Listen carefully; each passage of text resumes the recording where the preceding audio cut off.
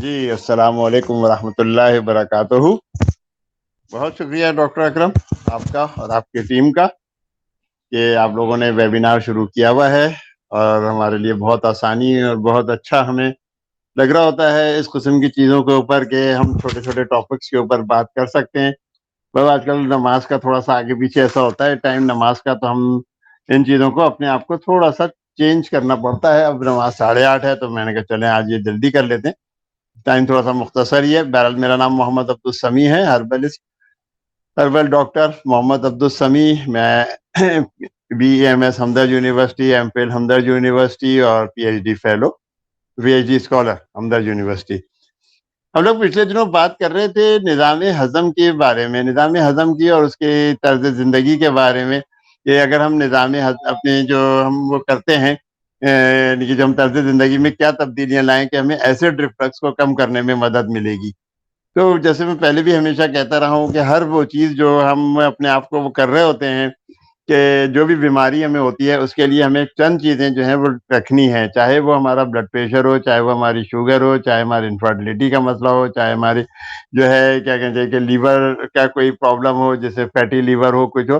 اس میں کچھ چیزیں ہیں جو ہمیشہ ہم نے کرنی ہیں گی. اپنا صحت مند بدن برقرار رکھیں، اپنی ایکسرسائز کریں. اضافی وزن جو ہے ہمارے پیٹ پہ، اس میں جو ریفلیکس کے اندر بھی اضافی وزن جو ہے ہمارے پیٹ پہ دباؤ ڈالتے ہیں. تمباکو نوشی ہے، تمباکو نوشی ہمیں نہیں استعمال کرنی چاہیے. وہ غذائی نالی کے انفنکٹر کو مناسب طریقے سے کام کرنے کی صلاحیت کو کم کرتی ہے. اپنے بستر کا پہلے بھی کہا تھا کہ اپنے بستر کا جو ہے سر جو ہے وہ اونچا کر دیں. اپنا جتنا بھی سر اونچا ہوگا اس کا وہ ہمارے لیے بہت زیادہ آسان ہوگی. دوسری چیز یہ کہ کھانا جو ہے نا خوب آہستہ آہستہ اور کھانا خوب چبا کر کھائیں. یہ جو اس کا مسئلہ ہے ایسڈ ریفلکس کا، تیزابیت کا، گیسز کا، جو پیٹ پھولنا ہے، بہت زیادہ گیسز بنتی ہیں، فاسٹنگ جو ہم اسے کہتے ہیں، تو یہ جتنا بھی زیادہ لوگوں کو مسائل ہوتے ہیں ان کے لیے جو سب سے بڑا ایشو ہے وہ یہی ہے کہ وہ کھانے کو خوب چبا کر نہیں کھاتے. کھانا بہت جلدی بازی میں کھا رہے ہوتے ہیں، باتیں کرتے جاتے ہیں. جتنا ہم بولیں گے، جتنا ہم سب کچھ کریں گے، اتنا ہمارے لیے زیادہ مشکل ہوتا ہے.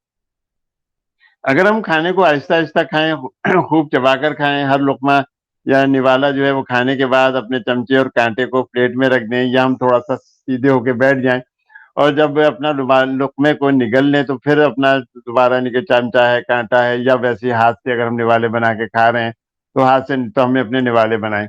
اچھا، ویسے کھانے اور مشروبات سے ہم پرہیز کریں جو ریفلکس کو متحرک کرتے ہیں. اچھا، ہر وہ چیز یعنی کہ جو چاہے وہ سوڈا بوتلیں ہوں، چاہے وہ، اور اس میں اور بہت ساری یہ چیزیں شامل ہیں، مسالے ہیں جتنے بھی گرم، یہ جو بازار کے مسالے خاص طور سے میں ہمیشہ شان مسالہ، نیشنل مسالہ، اور اب تو اور بہت سارے مسالے جات آگے ہیں جنہیں پریزرویٹوز ہوتے ہیں.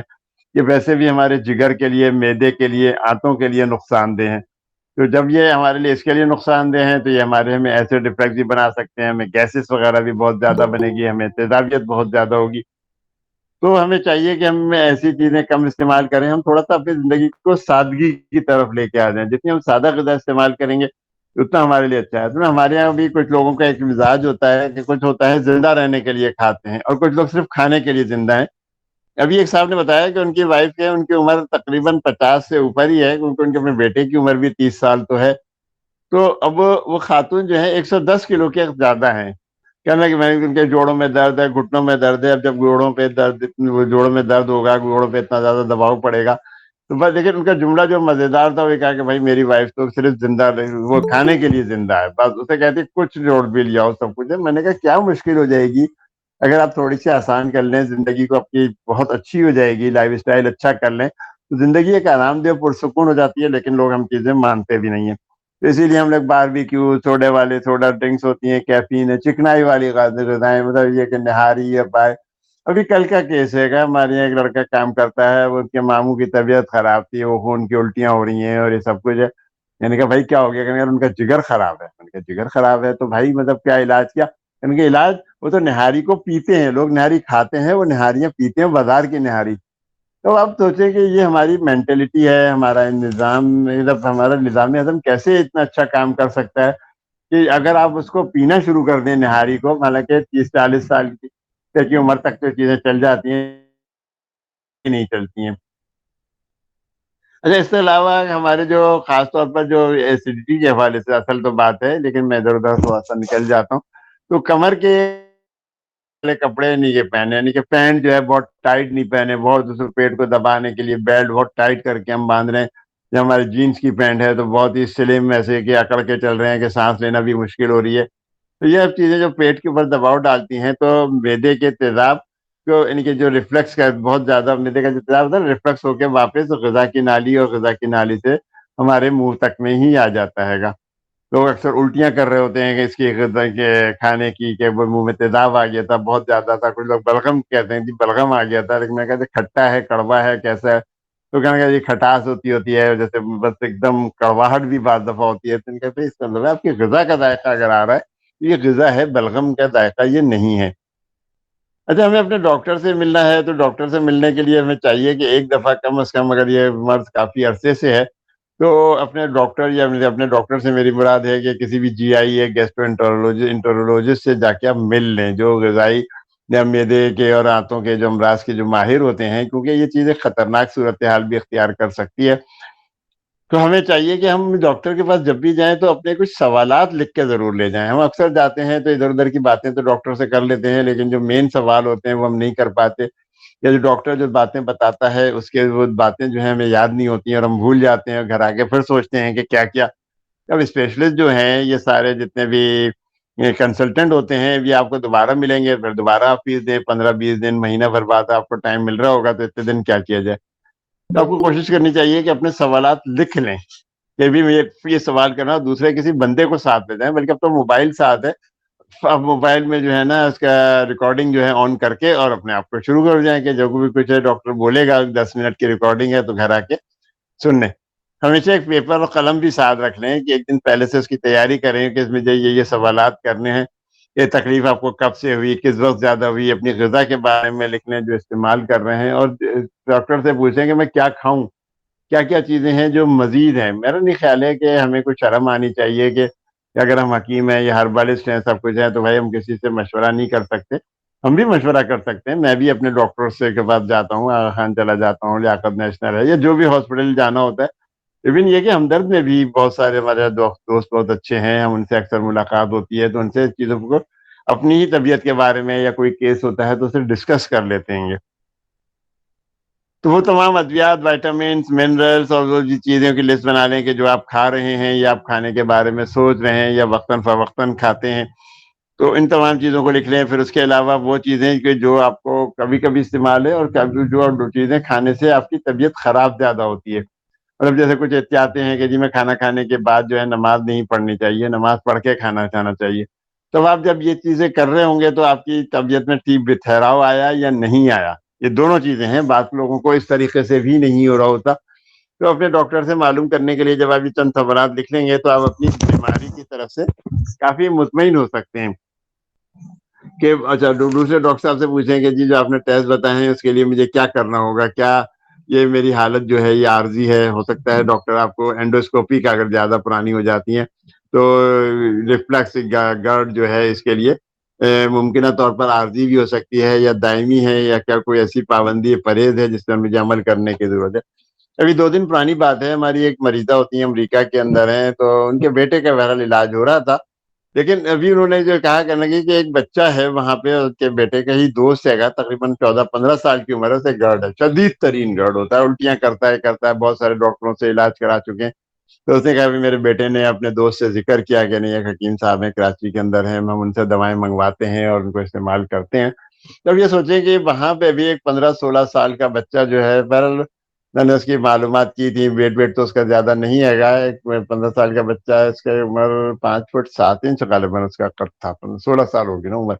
तो वेट जो था 110 पाउंड के करीबन के, तकरीबन 50-55 किलो, तो सब कुछ तो सही है, लेकिन ये कि लाइफ़स्टाइल या खाना-पीना उसका, तो ये छोटे बच्चों को भी हो सकता है। असल कहने का मकसद ये था, ये नहीं था कि जो अमेरिका के अंदर के मरीजों का इलाज कर रहे हैं, लेकिन इन लोगों को जो है ना ये सब चीज़ें छोटे बच्चों को और इनको हमें नेग्लेक्ट नहीं करना चाहिए। इनके लिए भी हमें, क्योंकि ये ज़्यादातर चिप्स, पिज़्ज़ा, बर्गर और इस टाइप की चीज़ें हैं, ये सब खा रहे होते हैं। जब पास्ता खा लिया या वो नूडल्स जो हैं, नूडल्स का हमारे यहाँ बहुत है, ऐसा ख़वातीन को भी हमारे बड़ा मज़ा आता है कि वो कहती हैं कि कोई बात ही नहीं है, 2 मिनट में गए तो किचन में नूडल्स नहीं रखे, तले उसमें मसाला डाला और ये लो पानी रखा, खत्म, बात पक के तैयार हो गए। तो हमें इस किस्म की इंस्टेंट चीज़ों का एहतियात करनी चाहिए, और जो बहुत गलत है और जो हमारी صحت کے لیے بہت زیادہ نقصانات کے باعث ہو سکتی ہے۔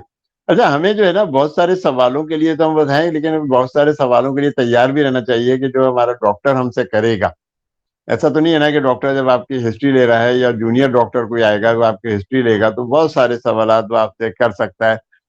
تو اب آپ کو بھی ان سوالوں کے جواب دینے کے لیے تیار رہنا چاہیے۔ میں عام طور پر وائوا والے بچوں کو یہی کہتا ہوں کہ ضروری نہیں ہے کہ آپ کو سب سوالوں کے جواب آتے ہوں، لیکن آپ کو ہر قسم کے سوالوں کے جواب دینے کے لیے تیار ہو جانا چاہیے کہ جی یہ آپ کو جو ہے کوئی بھی سوال کسی بھی وقت کوئی سا بھی وہ کر سکتا ہے۔ تو اس طرح ڈاکٹر بھی بہت سارے آپ سے ارریلیونٹ سوال بھی کر سکتا ہے ادھر ادھر کی، آپ کی دماغی حالت جانچنے کے لیے، آپ کی باقی کیفیات دیکھنے کے لیے کہ آپ کی کیا دماغی کیفیت ہے، اور کہیں اسٹریس وغیرہ اور ان چیزوں کی وجہ سے تو آپ کو سب کچھ زیادہ نہیں ہو رہا، تو آپ کو یہ تکلیف کب سے ہے، اس کی شدت میں کب اضافہ ہوتا ہے، کیا آپ کی علامات مسلسل ہیں ہوتی ہیں، کھانے سے پہلے، کھانے کے بعد، نماز پڑھتے وقت، لیٹتے وقت۔ جیسے میں بتاؤں کہ مجھے بھی ایسیڈیٹی ہوتی ہے، صبح میں نہیں ہوتی، رات میں نہیں ہوتی، دوپہر کے کھانے کے بعد نہیں ہوگی، مجھے شروع ہوتی ہے یہ عصر کی نماز کے بعد۔ اور میں کھانا کھانے کے بعد جو دوپہر 2 ڈھائی 3 بجے ہم کھا لیتے ہیں، تو کھانے کے بعد میں اکثر کچھ بھی نہیں کھاتا، ایون دودھ بھی نہیں پیتا، پانی بھی کوشش کرتا ہوں نہ پیوں۔ لیکن یہ کہ پھر میں نے تجربے کرنے شروع کیے، مختلف چیزیں ہیں، ہم ایک پاؤڈر بتاتے ہیں تیزابیت کا، اس سے تو کچھ بھی نام ہم دے سکتے ہیں، لیکن ایک لذیذ چورن ہوتا ہے جو اشرف لیبارٹریز والا ہے، میں نے اس کو استعمال کر کے دیکھا، مجھے اللہ کا شکر ہے بہت اچھا فائدہ لگا۔ لیکن ہم ملیٹھی کا استعمال بھی ان تمام چیزوں کے ساتھ کر سکتے ہیں۔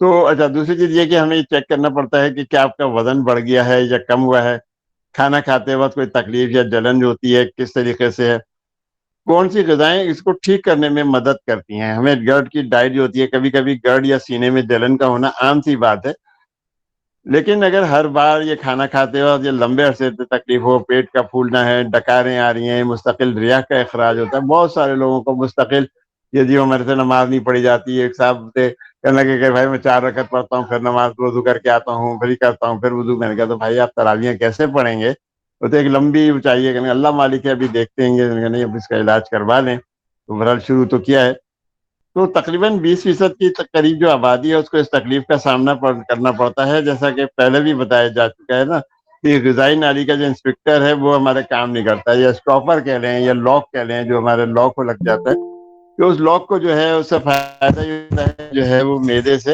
اوپر غذائی نالی کے اندر نہیں آ پاتی، لیکن یہ اسفنکٹر خراب ہو جائے تو ذرا سا جھکنے سے، لیٹنے سے، نماز پڑھنے سے، سجدے میں جانے سے یہ چیزیں جو ہیں بہت زیادہ ریفلکس ہونے کا خطرہ ہوتا ہے گا۔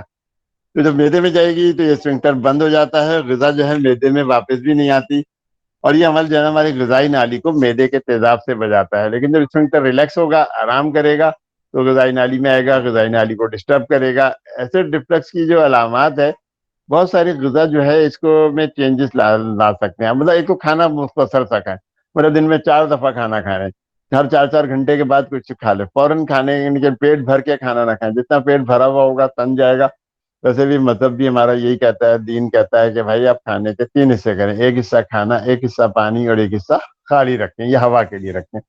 تو پانی بھی کھانے کے فوراً بعد نہیں پینا چاہیے، تمام لوگ اس کے اوپر متفق ہیں کہ کھانا کے 1 سے 2 گھنٹے کے بعد کم از کم پانی یعنی کہ ہمیں پینا چاہیے۔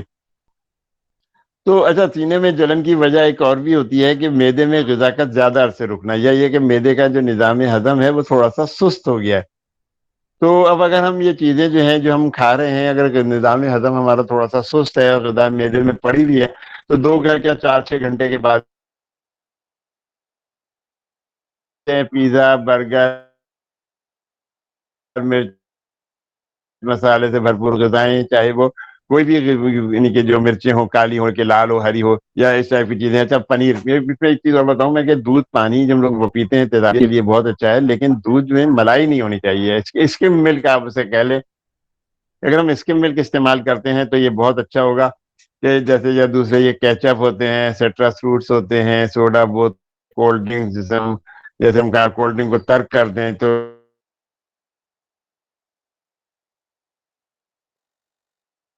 ہاتھ نہیں رکتا۔ دانوں میں ہاتھ نہ رکنے سے مراد یہ ہے کہ بھئی سموسے بھی ہیں دسترخوان پر، رول بھی ہیں، اور دوسرے چھولے اور چنے، اتنے چٹپٹی چیزیں، پکوڑے، تو وہ تھوڑا سا ہاتھ نہیں رکتا اور ان کے لیے مشکل ہوگی۔ پھر شادی بیاہ میں تو یعنی کہ ہوٹل میں کے کھانے ہوتے ہیں، شادی بیاہ کے کھانے ہوتے ہیں، کٹا کٹ سے آ رہے ہیں، نہاری، پائے، تندوری روٹی یا سفید آٹے کی روٹی، ایسی چیزوں سے ذرا پرہیز کرنا چاہیے اور سادگی کے اوپر آ جائیں. ہم سادہ غذا کھائیں, کھجور کا ہم شیک بنا کے پی سکتے ہیں افطاری کے اندر, یہ ہمارے لیے بہت اچھا وہ ثابت ہوگا. لیکن یہ کہ اگر ہم روح افزا یا جام شیریں بھی میں تو کہوں گا کہ نہ پئیں, جو یہ کوئی بہت اچھی چیز نہیں ہو رہی ہوتی ہے, بلکہ اس میں بتاؤں آپ کو کہ ان کا جو ہے اشرف والوں کا ہمارے یہاں ہر سال ایک سیمپل آتے ہیں, سیمپل نہیں کہنا چاہیے سوری تحفہ کہنا چاہیے, کہ تحفہ آتا ہے تو اس کے اندر شربت بادام یا مغزیات کہہ لیں, شربت الائچی اور شربت سندل ہوتا ہے. تو اگر ہم اور کچھ نہیں یہی بکتے ہوں گے اسپیشل طور پر, میرا خیال الائچی تو ہے مارکیٹ کے اندر ان کا, مارکیٹ الائچی اور سندل. تو الائچی کا شربت ہے, اگر آپ وہ شام کو وہ افطاری کے اندر وہ پی لیں, بلکہ صبح بھی اگر الائچی کا شربت پی لیں, الائچی نہ کھا سکیں تو آپ کے روزہ جو ہے بہت اچھا انشاءاللہ گزرے گا. لیکن شوگر والے بے شک نہ کریں, ایسا نہ ہو کہ وہ کہیں گے جی آپ نے تو مشورہ دیا تھا. تو آپ چاہیے تھوڑا سا جلدی سے, مراد یہ ہے کہ اکثر لوگ جو ہوتے ہیں, خاص طور سے میں نے شاید پچھلے پروگرام میں کہا تھا کہ جو لوگ بھی شوگر پیشنٹ ہیں وہ اکثر دیر سے اٹھتے ہیں, صبح میں شوگر کی خوراک بھی, دوا بھی پوری کھا لی, انسولین بھی لگا لی, اور کھانا ڈھنگ سے نہیں کھا سکے. جب کھانا ڈھنگ سے نہیں کھائیں گے تو پھر ان کے لیے دن بھر جو ہے روزہ گزارنا مشکل ہو جائے گا. اس گرمی کا روزہ جس میں کہ لو کے تھپیڑے اور سب کچھ ہے, یعنی کہ ہیٹ ویوز ہم کہہ لیں کہ ہیٹ ویوز بھی بہت زیادہ آتی ہیں, تو ہمارے لیے مشکل ہوگا. اور اگر کسی کا باہر روڈ پہ نکلنا ہے, چلنا پھرنا ہے, تو وہ ضرور بے ہوش ہو کے گر ہی پڑے گا. تو ایسے آدمی کو چاہیے کہ اگر بہت زیادہ اس کے کوئی ضروری کام ہو تو وہ اپنے آرام سے جائے. یعنی کہ آرام سے جانے کا مراد یہ ہے کہ کوئی سر کے اوپر کوئی تولیہ رکھ لے, کوئی کیپ لگا لے, کوئی سر تک تولیہ گیلا کر کے جائے. تو رمضان کا اس وقت ذکر آ گیا, لیکن یہ کہ تیزابیت کے حوالے سے بات ہو رہی تھی کہ اس کو رات کو صبح سحری کے اندر جلدی کھانا کھانا چاہیے, مطلب کم سے کم بھی 40-45 منٹ اس کو چاہیے کہ وہ لے لے, اور ہلکی پھلکی سی واک بھی کر لے تھوڑا سا, تاکہ کھانا کچھ تھوڑا سا سیٹل ڈاؤن ہو جائے. ورنہ فوراً فجر کی نماز پڑھنے چلا جائے گا تو فجر کی نماز میں اس کو پھر تیزابیت اسی وقت سے شروع ہو جائے گی, جو کہ پورا دن گزارنا اس کے لیے مشکل ہو سکتا ہے. تو ہمیں ان قسم کی چیزوں کی بہت زیادہ احتیاط کرنی چاہیے. وہ غذائیں جن کا پی ایچ کم ہوتا ہے اور وہ تیزابیت کا کام, تیزابیت جو ہے نا, وہ چیزیں نہیں کھانی چاہیے کہ جو تیزابیت بڑھائیں. اور ایسی غذاؤں سے جن سے تیزابیت ہوتی ہے, ریفلکس ہونے کا بھی امکان زیادہ ہوتا ہے. اچھا غذائیں جن کا پی ایچ کم ہوتا ہے, کم ہوتا سے مراد ہے کہ ان میں تیزابیت زیادہ ہوگی. اب دودھ ہے, دودھ کا پی ایچ غالباً 7 ہوتا ہے. 7 ہے تو یہ ہے کہ نارمل ہے یا الکلائن کی طرف ہے. اس کے اندر اگر ہم پانی ملا کے پی لیں تو یہ ہمارے لیے بہت اچھا ہوگا. ورنہ جو ایسیڈک ہوگی, جس سے پی ایچ کم ہے تو بہت زیادہ ایسیڈک ہوگی, تو ہمارے لیے تھوڑے سے مشکل ہو سکتی ہے.